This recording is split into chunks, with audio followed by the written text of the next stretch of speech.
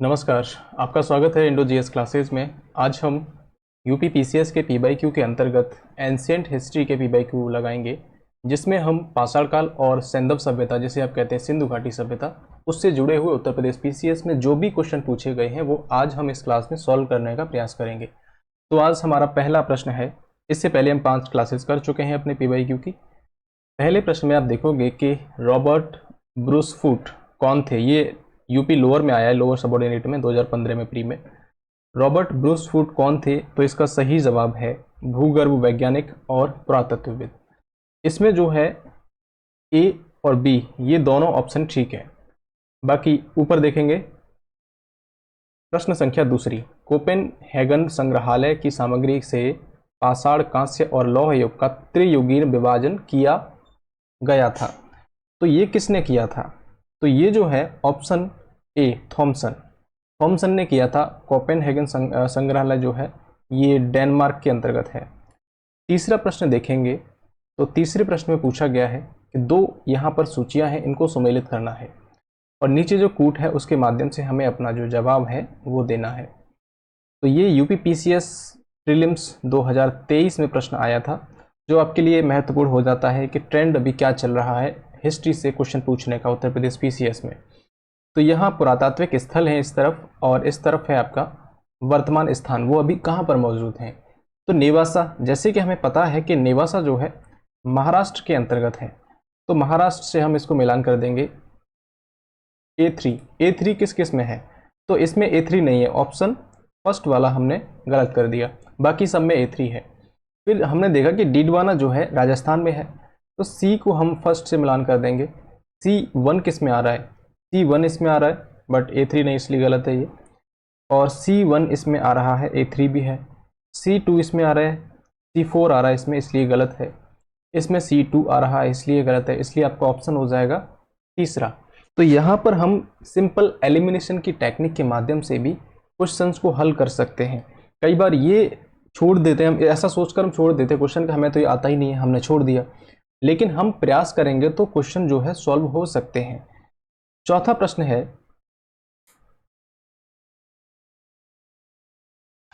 चौथे प्रश्न में कहा गया है कि उत्खनित प्रमाणों के अनुसार पशुपालन का प्रारंभ कहाँ हुआ था।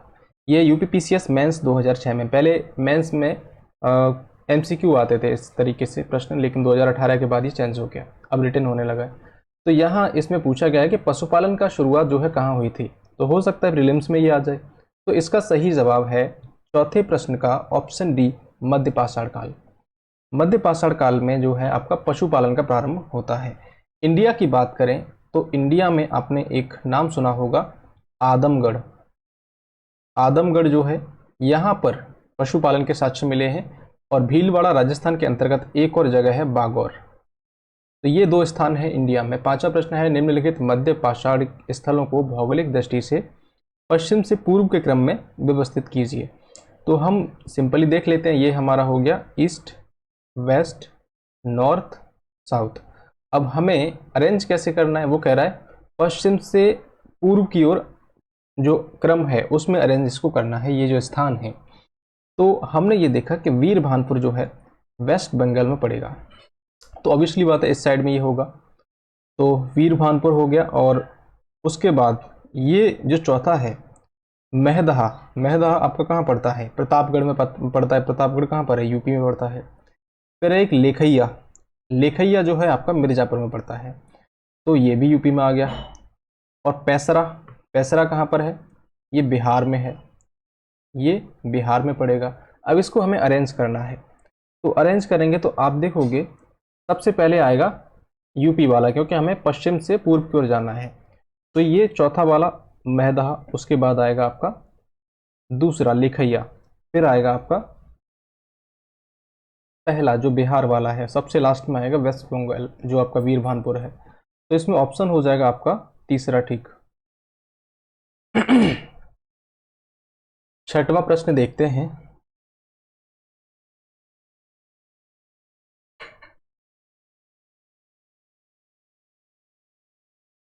निम्नलिखित में से किस स्थल से हड्डी के उपकरण प्राप्त हुए हैं?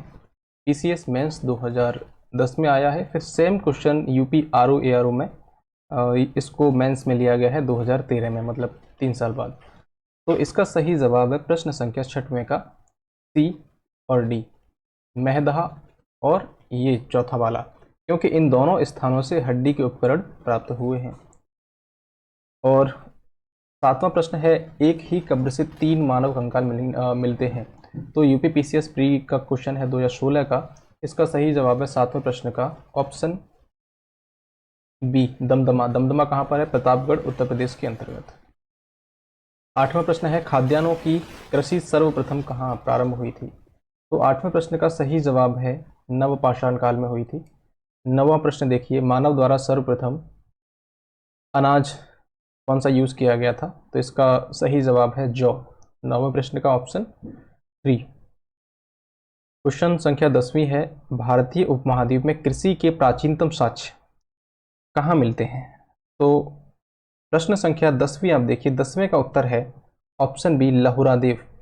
अब देखिए कितने बार ये क्वेश्चन पूछा गया, लोअर में पूछा गया प्रीलिम्स में 2004 में, फिर 8 में इसी क्वेश्चन को रिपीट किया गया, फिर यूपीपीसीएस ने मेंस में ले लिया 2007 में, फिर 10 में फिर से इसको रिपीट किया। तो प्रश्न उत्तर प्रदेश पीसीएस में रिपीट होते हैं। तो इसका सही जवाब है ऑप्शन 2, लहुरादेव। लहुरादेव कहाँ पड़ता है? लहुरादेव पड़ता है यूपी के संत कबीर नगर डिस्ट्रिक्ट में, संत कबीर नगर जिले में। यहाँ से 8000 से 7000 ईसा पूर्व के बीच में आप देखोगे कि चावल के साक्ष्य प्राप्त होते हैं।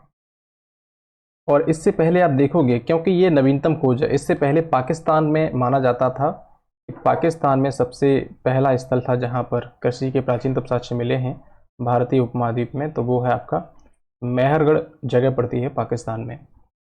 और प्रयागराज में आप देखोगे कि एक जगह है कोल्डी हवा, कोल्डी हवा।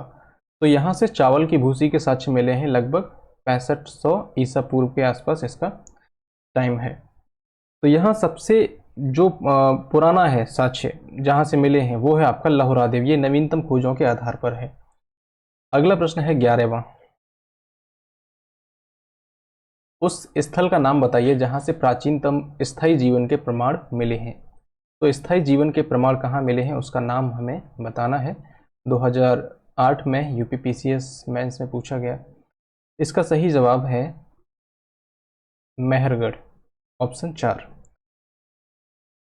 तो यहाँ आप देखो कि मेहरगढ़ कहाँ पर है, ये मैंने बताया अभी आपको, पाकिस्तान के अंतर्गत है। और यहाँ पर ऑप्शन में आपको देखने को मिलेगा एक विकल्प है गुल मोहम्मद, किली गुल मोहम्मद और कालीबंगा। ये जो है 4000 से 3500, ये इनका टाइम पीरियड है, इसके आसपास के हैं। जबकि ये जो है मेहरगढ़, ये बहुत पुराना है इनसे, तो ये प्राचीनतम हुआ यहाँ पर। निम्न में से किस एक पुरास्थल से पाषाण संस्कृति से लेकर हड़प्पा सभ्यता तक के सांस्कृतिक अवशेष प्राप्त हुए हैं? मतलब पाषाण काल से लेकर हड़प्पा काल तक के जो सांस्कृतिक स्थल हैं वो प्राप्त हुए हैं। उसका सही जवाब है ऑप्शन बी, मेहरगढ़। नवदा टोली का उत्खनन किसने कराया? तो ये नवदा टोली जो है आप देखोगे एच.डी. सांकलिया ने कराया था। वृहद पाषाण स्मारकों की पहचान की गई है, वृहद पाषाण स्मारकों की पहचान की गई है। तो ये जो है मृतक को दफनाने के स्थान के रूप में इनकी पहचान की गई है। तो नवपाषाण युगीन ये चीज़ है वृहद पाषाण, जो कि आप देखोगे कि साउथ इंडिया में, दक्षिण भारत में शवों को जो समाधियां हैं उसमें इस तरीके से दफनाने की परंपरा थी, जिसमें आप देखोगे कि मेगालिथ जैसे कहा जाता है, पत्थर खड़े कर दिए जाते थे, मेगालिथ, जिन्हें क्या कहा जाता है, मेगालिथ। और ये मेगालिथ कई टाइप के होते हैं, जैसे cist, pit circle, cairn circle, dolmen, umbrella, ये सब मेगालिथ के टाइप्स हैं। मॉडर्न हिस्ट्री, एंशिएंट हिस्ट्री जब हमने पढ़ी थी तब इनको हमने समझा था।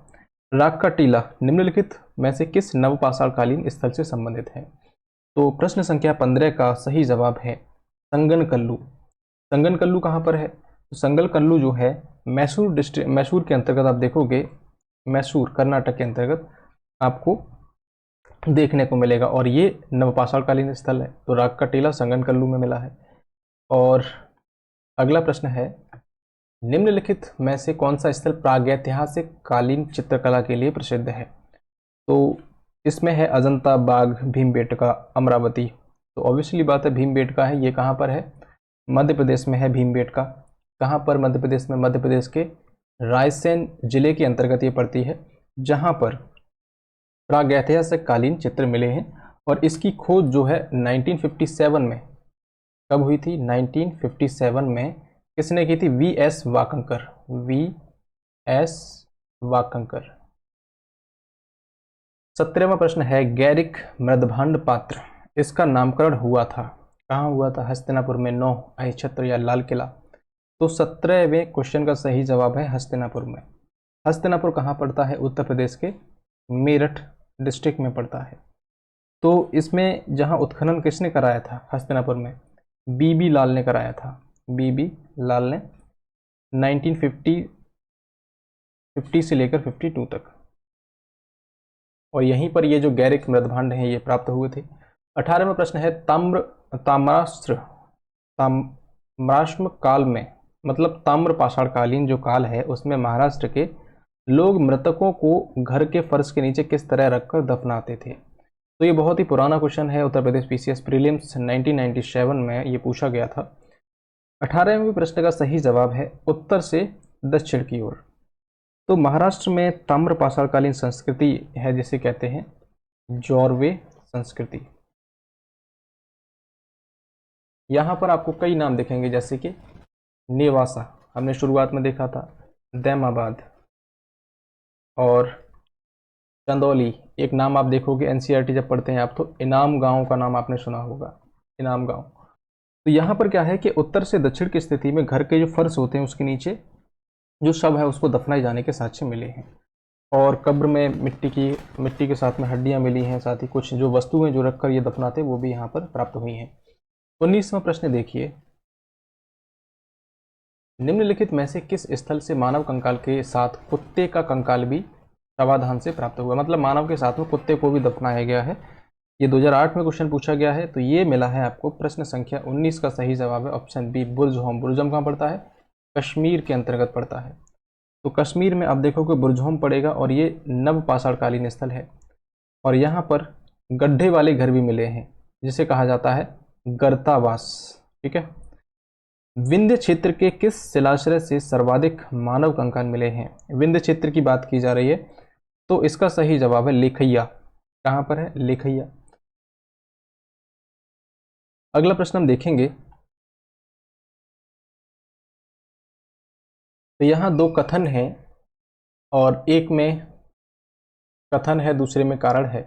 कथन कह रहा है कि विंध्य क्षेत्र के पाषाण युगीन लोगों ने नूतन भूतल काल के अंत में गंगा घाटी में प्रव्रजन किया, मतलब गंगा घाटी में वो आए। कारण क्या है? जलवायु परिवर्तन के कारण इस काल में शुष्कता का चरण था। तो अब इसमें हमें ऑप्शन बताना है। तो पहला है ए और आर दोनों सही है तथा आर ए की सही व्याख्या करता है, जो कि अपने आप में ऑप्शन ए ठीक है। तो यहाँ आप देखोगे कि जब ये काल चल रहा था उसमें सूखे के कारण विंध्य क्षेत्र में जब भोजन की कमी हुई, तो भोजन की कमी होने पर उन लोगों ने गंगा घाटी की ओर आना शुरू किया। और इस काल में सूखे के कारण, मतलब जलवायु परिवर्तन हो रहा था, सूखा पड़ने लगा, इस कारण से वहां पर उन लोगों ने गंगा घाटी में आना प्रारंभ किया था। अब हम बात करेंगे सिंधु घाटी सभ्यता से जुड़े हुए जो प्रीवियस ईयर के क्वेश्चन पेपर्स हैं जो उत्तर प्रदेश पीसीएस में पूछे गए, उनको समझेंगे। तो पहला प्रश्न है जिसमें आपका मानव सभ्यता, मानव समाज विलक्षण है। ये कह रहे हैं कि मानव समाज विलक्षण है क्योंकि वह मुख्यतः आश्रित होता है, किस पर आश्रित होता है? संस्कृति पर, धर्म पर, अर्थव्यवस्था पर, विज्ञान पर। तो यहाँ जो इसमें आंसर माना गया था यूपी पीसीएस मेंस में 2004 में, तो इसका ऑप्शन था दूसरा, अर्थव्यवस्था पर। हालांकि आजकल लोग धर्म पर आश्रित हैं। अगला प्रश्न है सिंधु घाटी सभ्यता किससे संबंधित है? अब देखिए बहुत पुराने क्वेश्चन हैं ये। आप कहोगे ये तो आएंगे नहीं, आ सकते हैं, डायरेक्टली नहीं, लेकिन इनसे जुड़ी हुई चीजें आ सकती हैं। तो इसका सही जवाब है आद ऐतिहासिक काल से। हमने एंशिएंट हिस्ट्री पढ़ते समय देखा था कि इतिहास को हम कई पार्ट में डिवाइड करते हैं। आद ऐतिहासिक, ऐतिहासिक काल क्या है, आद ऐतिहासिक काल क्या है, इन सबको हमने विस्तार से समझा था। अगर आपने वो क्लास नहीं करी है तो कर सकते हैं।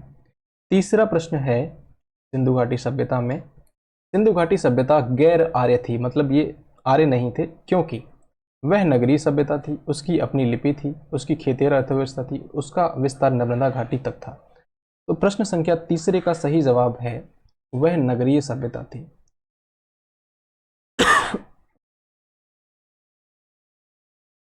चौथा प्रश्न है, सिंधु घाटी सभ्यता को आर्यों से पूर्व रखे जाने का महत्वपूर्ण कारक क्या है? तो इसका सही जवाब है मृदभांड। हड़प्पा संस्कृति की जानकारी का प्रमुख स्रोत क्या है? तो इसका प्रमुख स्रोत है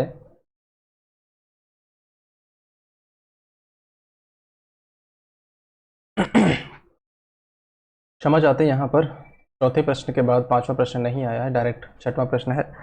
तो इसका सही जवाब है आपका सी, पुरातात्विक खुदाई। पुरातात्विक खुदाई आप देखोगे कि वहाँ पर आपको जो लिपि मिली है उस लिपि का अभी तक पढ़ाई नहीं हो सकी, जिस वजह से वहाँ की चीज़ें अधिकतर हमको पता नहीं चल सकी। हमें जो भी जानकारी है वो सोर्स क्या है, जो खुदाई से हमें मूर्ति मिली हैं, नालियाँ मिली हैं, मकान मिले हैं, इन सब से हमें वहाँ चीज़ें पता चली हैं। बाकी अगर लिपि पढ़ जाती तो हड़प्पा सभ्यता के बारे में जो इतिहास है वो पूरा का पूरा बदल सकता है। सातवां प्रश्न देखिए, निम्नलिखित में से कौन सा हड़प्पा संस्कृति के पूर्वी सीमांत का निर्धारण करता है? तो सबसे पूर्व में क्या है, पूर्वी सीमा कौन सी है इसकी? तो इसका सही जवाब है ऑप्शन सी, आलमगीरपुर। ये कहाँ पड़ेगा? मेरठ के अंतर्गत। और नदी कौन सी है? हिंडन नदी के किनारे। मांडा कहाँ पर है? तो मांडा जो है आपका जम्मू एंड कश्मीर में है। कहाँ है? JNK में है। तो ये इसका उत्तर वाला एरिया हो गया। मैं यहाँ पर लिख भी देता हूँ इस तरीके से। यहाँ हो गया आपका मेरठ, और इधर आपका हो गया मांडा, और दक्षिण में हो गया आपका दैमाबाद महाराष्ट्र में, और इधर आप देखोगे बलूचिस्तान। ठीक है, बलूचिस्तान में एक स्थान है सुतका गैंडोर। तो ये हो गया आपका मेरठ के अंतर्गत आलमगीरपुर, जो हड़प्पा संस्कृति का पूर्वी स्थल है। आठवां प्रश्न है, हड़प्पा का उत्खनन करने वाला प्रथम पुरातत्वविद जो इसके महत्व को नहीं समझ पाया तो वो कौन था? तो आठवें प्रश्न का सही जवाब है ए, कनिंघम। आपने एक कथन पढ़ा होगा NCERT में, कनिंघम का भ्रम, एक इस तरीके से पैराग्राफ है। तो ये वही बात पूछी गई है इसमें। प्रश्न संख्या 9वीं, यहाँ दो सूची है, इनको सम्मिलित करना है। तो हड़प्पा, इसकी खुदाई किसने करी? हस्तिनापुर की खुदाई किसने करी? ऐसे ये दो लिस्ट हैं, इनको मैच करना है हमें। तो हड़प्पा में हमने देखा कि इसकी खुदाई करी थी दयाराम साहनी ने, तो ए जो है 3 से मैच कर रहा है, A3 हमें मैच कर गया। और फिर आप देखोगे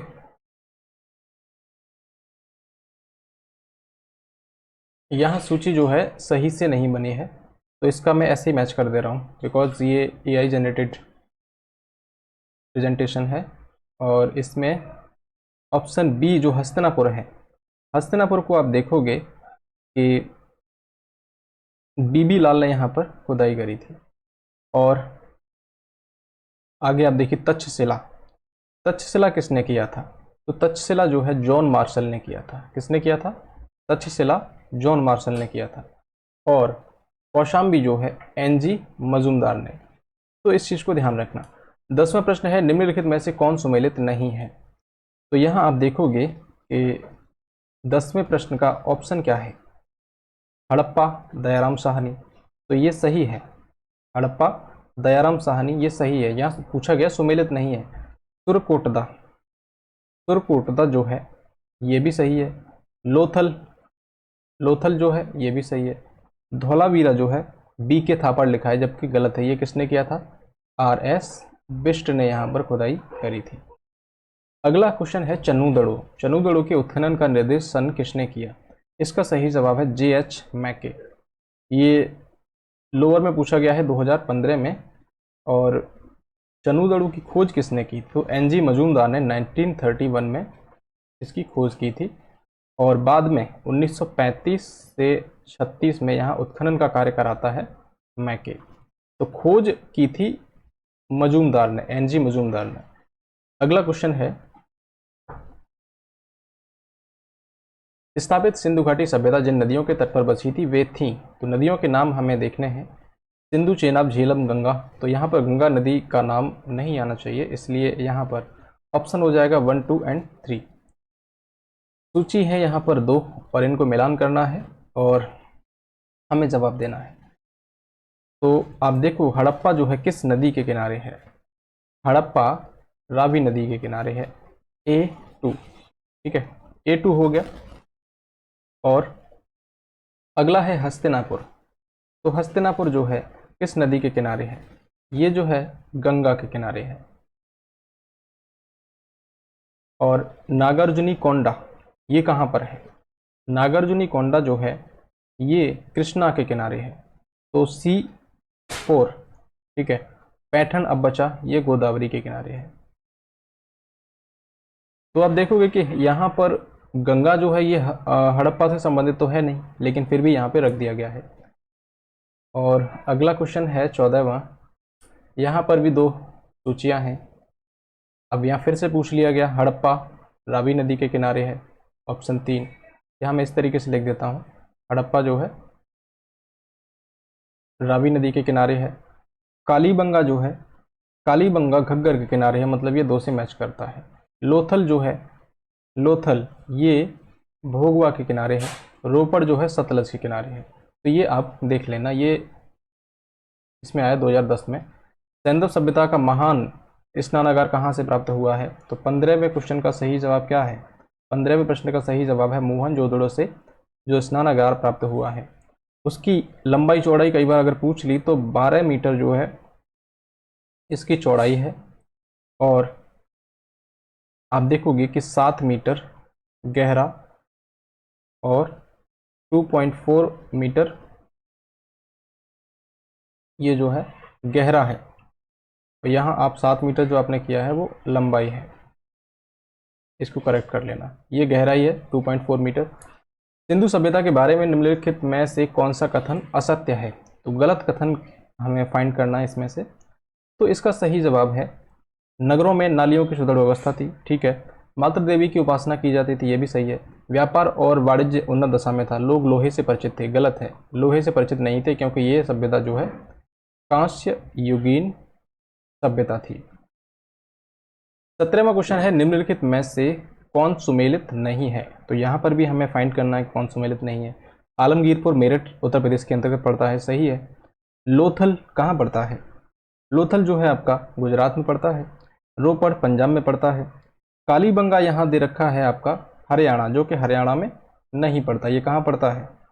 कालीबंगा कहाँ पड़ता है आपका? 17वें क्वेश्चन को देखिए, कालीबंगा पड़ता है आपका राजस्थान में, राइट।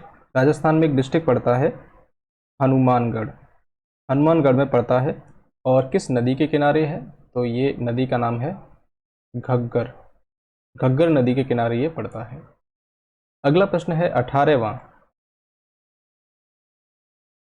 निम्न में से सिंधु सभ्यता के से संबंधित कौन से केंद्र उत्तर प्रदेश में स्थित हैं?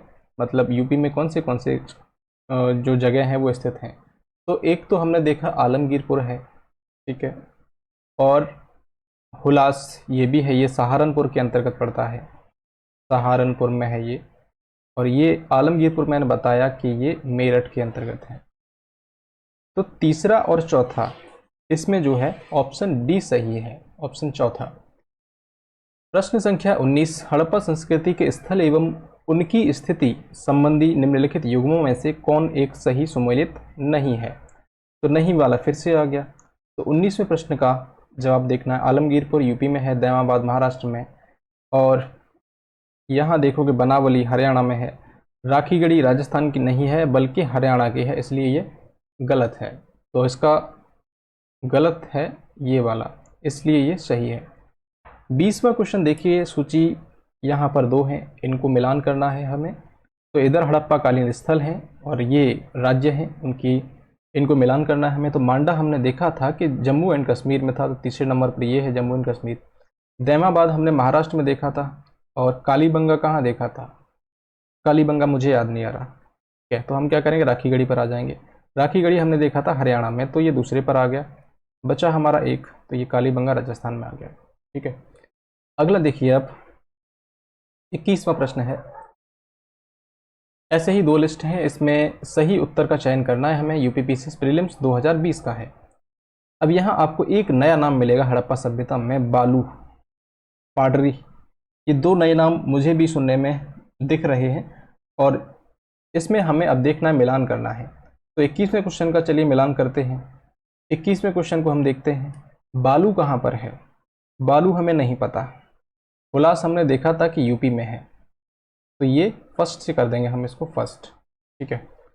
और मांडा हमने देखा जम्मू एंड कश्मीर में, तो ये 2 हो गया।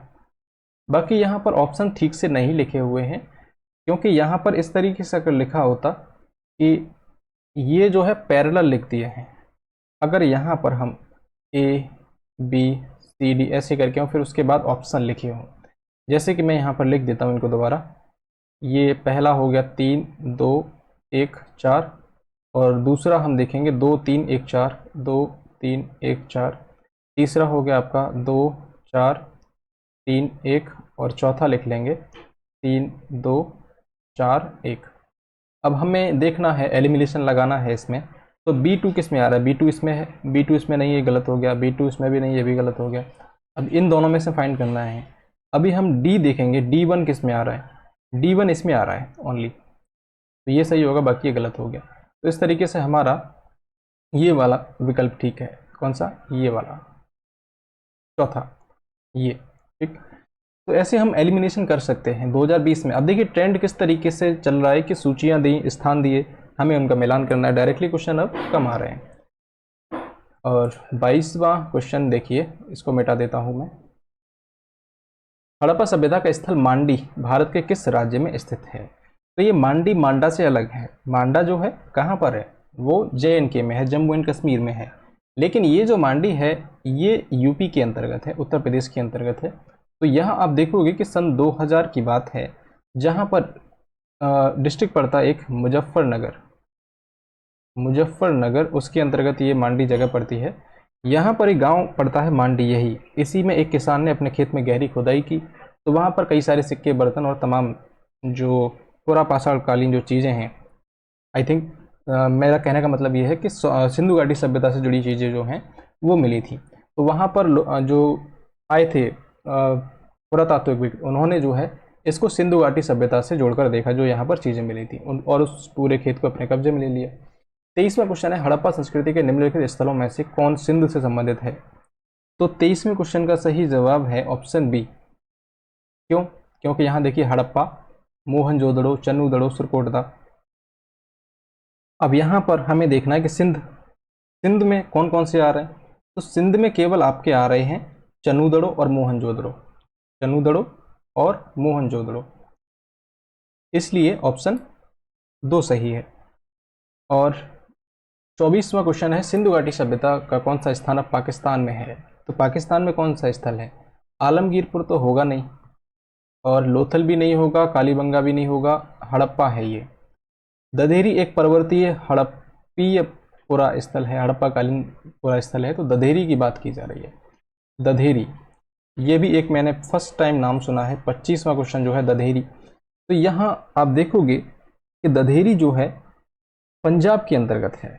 दधेरी एक हड़प्पाकालीन पुरास्थल है, और ये पंजाब में आप देखोगे कि फतेहगढ़ साहिब जो है, फतेहगढ़ साहिब डिस्ट्रिक्ट के अंतर्गत ये पड़ता है।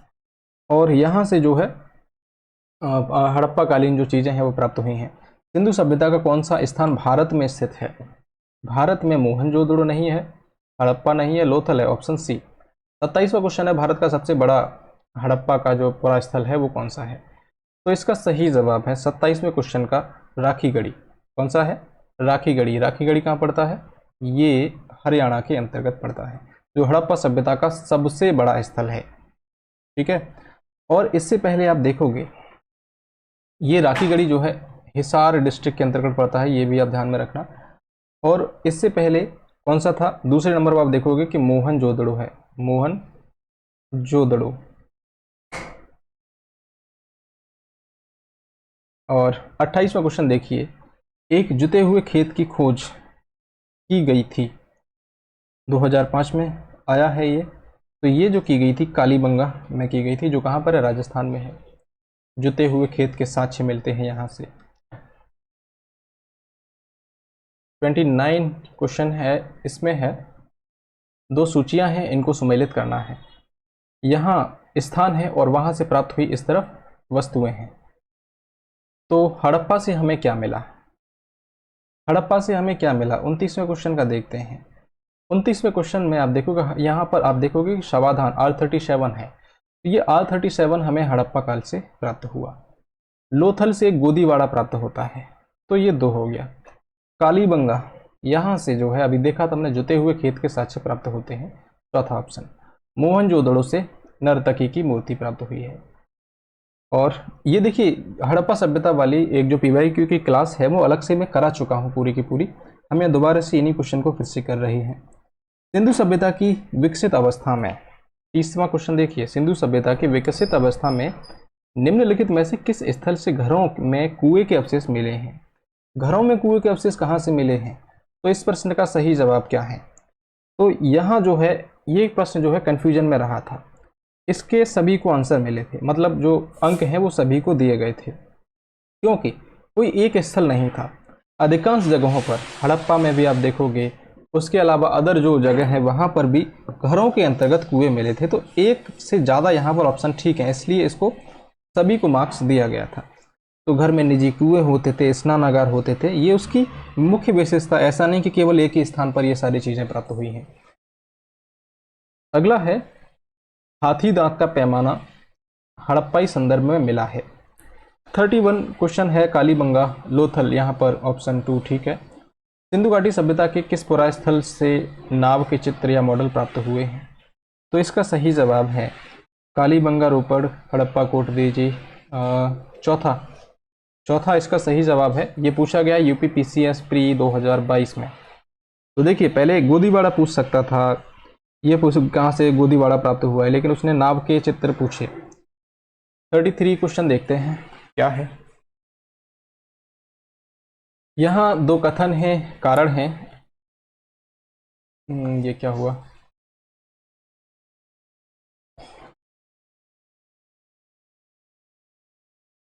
अभी अच्छे से देख रहा होगा। कथन है मोहनजोदड़ो तथा हड़प्पा नगर अब विलुप्त हो चुके हैं। ठीक है, हमने अभी विचार नहीं किया इन पर, वह खुदाई के दौरान प्रकट हुए थे। 33वें क्वेश्चन देखिए, बहुत ही सिंपल सा है। तो मोहनजोदड़ो, हड़प्पा ये विलुप्त हो गए, वाकई विलुप्त हो गए, उनके बस खुदाई में अवशेष बचे हुए हैं और ये खुदाई के दौरान प्राप्त हुए थे। तो 33वें प्रश्न का आपको क्या सही लग रहा है, ए सही है। अब इसका स्पष्टीकरण जो है सही नहीं है, इसका कारण मतलब विलुप्त हो गए, उसका कारण ये नहीं कि खुदाई में प्रकट हुए, विलुप्त होने के कारण अलग हो सकते हैं। तो इसलिए ऑप्शन दूसरा 3 का यहाँ पर ए और आर दोनों सही हैं, किंतु आर सही स्पष्टीकरण नहीं है ए का। 34वां प्रश्न है हड़प्पन संस्कृति के संदर्भ में शैलकृत स्थापत्य के प्रमाण कहाँ मिले हैं। 34 क्वेश्चन देखिए, इसका ऑप्शन है बी धौलावीरा, राइट। धौलावीरा में आप देखोगे, धौलावीरा, ये यहाँ टिक क्यों नहीं हुआ, धौलावीरा जो है हड़प्पा की